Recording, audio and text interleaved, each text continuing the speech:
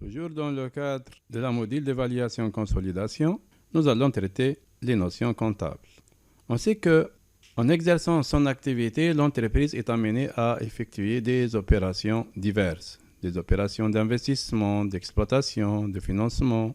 Ces opérations entraînent des mouvements de biens, de services et de monnaie qu'on appelle flux.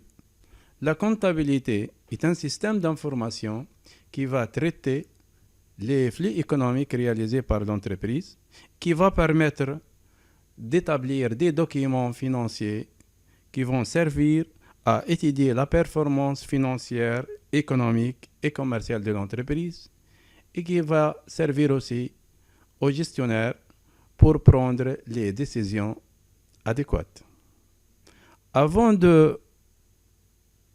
d'examiner ces notions, commençons par lister les différentes notions comptables qu'on va étudier. L'opération, c'est un acte économique par lequel un agent économique manifeste son existence dans la vie économique. Exemple, l'achat de marchandises, la vente de marchandises, l'obtention d'un emprunt. Ce sont des opérations économiques réalisées par l'entreprise. Flux économique, il s'agit d'un mouvement de biens, de services ou de monnaie. Ressources, c'est l'origine des flux. L'emploi, c'est la destination des flux. C'est l'emploi fait de la ressource. Le principe de la partie double. C'est un principe comptable selon lequel toute opération fait intervenir au moins deux comptes. Un est débité, l'autre est crédité pour le même montant.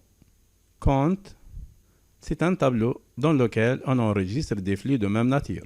Exemple, les flux d'espèces sont enregistrés dans un compte caisse. Les flux de chèques et de virements bancaires sont enregistrés dans un compte appelé banque. Débiter un compte.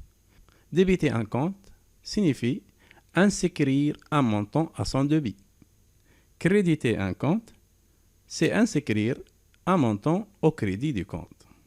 Le journal, c'est un document comptable dans lequel on enregistre les opérations effectuées par ordre chronologique pour conserver la trace des opérations ou de l'activité de l'entreprise. Pour comprendre toutes ces notions, on va analyser l'activité suivante. Au cours de la première semaine du mois de septembre, l'entreprise The Mode a effectué les opérations suivantes.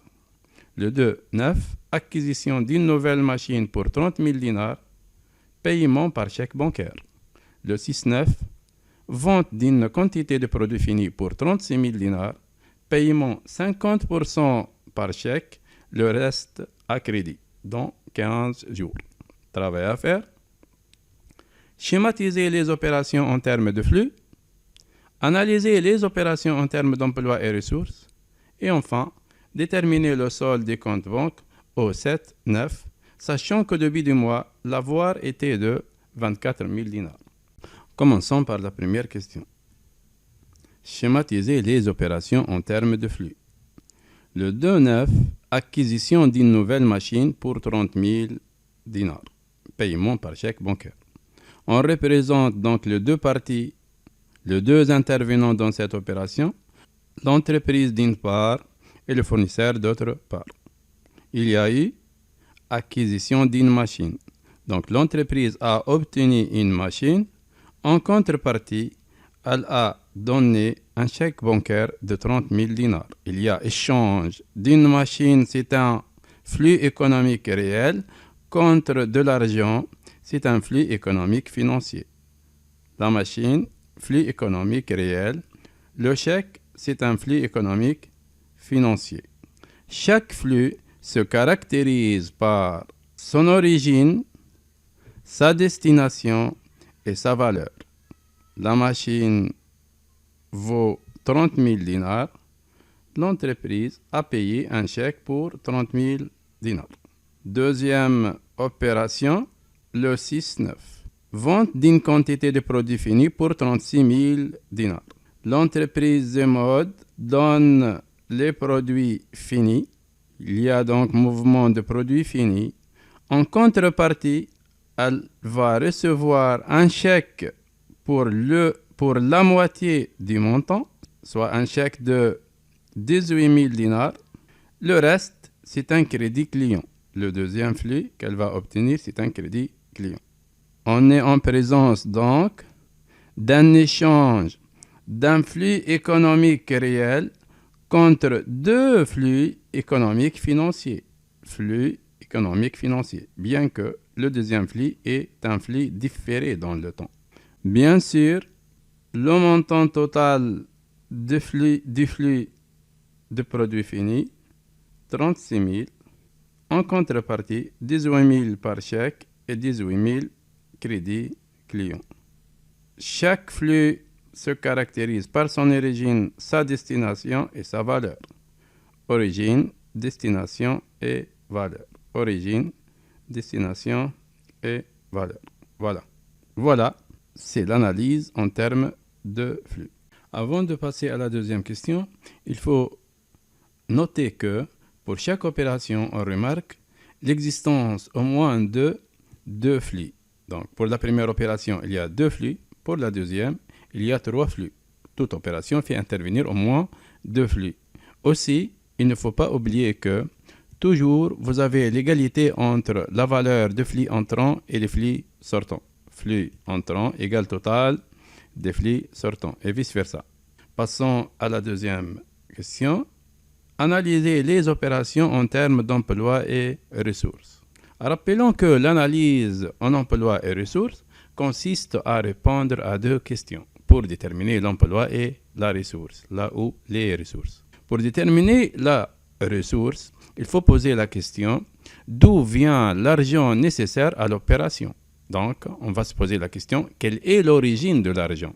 Et pour déterminer l'emploi, il faut juste répondre à la question qu'est-ce qu'on a fait avec la ressource? Qu'est-ce qu'on a fait avec l'argent qu'on a obtenu? Revenons à la première opération, acquisition d'une nouvelle machine, paiement par chèque bancaire. D'où vient l'argent nécessaire à cette opération? Bien sûr, l'argent provient du compte bancaire. Donc la banque, c'est une ressource pour cette première opération. Qu'est-ce qu'on va faire avec cet argent? On va acquérir une machine. Donc l'acquisition de la machine, c'est l'emploi fait de la ressource. Grâce à l'argent qu'on va prélever de la banque, c'est une ressource, on a pu acheter une machine, c'est l'emploi fait de la ressource. Ressource, donc c'est banque, l'emploi, c'est machine. 30 000 dinars, banque, et 30 000 dinars, machine. Vous voyez l'égalité entre emploi et ressources pour cette opération. Pour la deuxième opération, vente de produits finis, 50% par chèque, le reste à crédit dans 15 jours. D'où vient l'argent pour cette opération? L'argent ici, il provient de la vente des produits finis. Donc la vente, c'est la ressource. Qu'est-ce qu'on va faire avec? 50% du montant, on va alimenter le compte banque. Donc 50%, ça sera utilisé pour augmenter l'avoir en banque. Le reste, c'est une créance sur notre client. La ressource, donc, c'est vente de produits finis. D'où vient l'argent? L'argent provient de la vente, c'est la ressource. Et l'emploi, c'est banque et client ou crédit client. Donc, grâce à la vente, 36 000 dinars, ressources, l'entreprise a pu alimenter son avoir en banque pour 18 000 dinars et avoir une créance de 18 000 dinars sur son client. Comme vous remarquez aussi, total des ressources égale total emploi. Pour toute opération, on constate l'égalité entre l'emploi et la ressource. Troisième question. Déterminer le solde du compte banque le 7-9, sachant qu'au début du mois, l'avoir était de 24 000. L'avoir, cela veut dire que le compte banque était débiteur. On représente le compte banque et on reprend le solde initial qui est de 24 000, c'est un solde débiteur. Puis, on analyse les opérations. Pour toute opération, chaque fois que la banque se présente, si elle se présente comme ressource, on crédite le compte banque. Si la banque se présente comme emploi, on débite. Pour la première opération, on remarque que la banque se présente comme ressource, donc on crédite la banque pour 30 000. Pour la deuxième opération, on remarque aussi que la banque se présente, mais cette fois-ci, comme emploi, il faut donc débiter le compte banque pour 18 000. Après avoir repris le solde initial, 24 000 dinars, on crédite pour 30 000 dinars suite à la première opération et on débite pour 18 000 suite à la deuxième opération. Puis, pour calculer le solde final, on applique bien sûr la formule. Solde final égale solde initial plus total débit moins total crédit. Soit donc 24 000 plus 18 000 moins 30 000 égale 12 000 dinars. C'est un solde débiteur. Supérieur à 0, donc c'est un solde débiteur. Ou aussi de la manière suivante. On totalise débit 42 000 moins 30 000 égale 12 000. Solde final, c'est le solde débiteur. Voilà, c'est le solde du compte banque. Et comme je l'ai mentionné au début, ces opérations peuvent être aussi enregistrées dans le journal. Si on reprend la première opération, l'enregistrement dans le journal se fait de la manière suivante. Vous voyez l'article du journal. Pour la première opération, acquisition d'une machine par chèque, la banque est une ressource, donc on crédite banque. La machine est un emploi, on débite machine. Ou on débite ITMOI. On débite le compte ITMOI pour 30 000 dinars, le compte ITMOI numéro 223, et on crédite le compte banque, le 532, pour le même montant. On inscrit à ce niveau le libellé de l'opération. C'est une phrase qui décrit l'opération. Voilà, ceci pour quelques notions comptables. Dans la suite, je vais expliquer le bilan.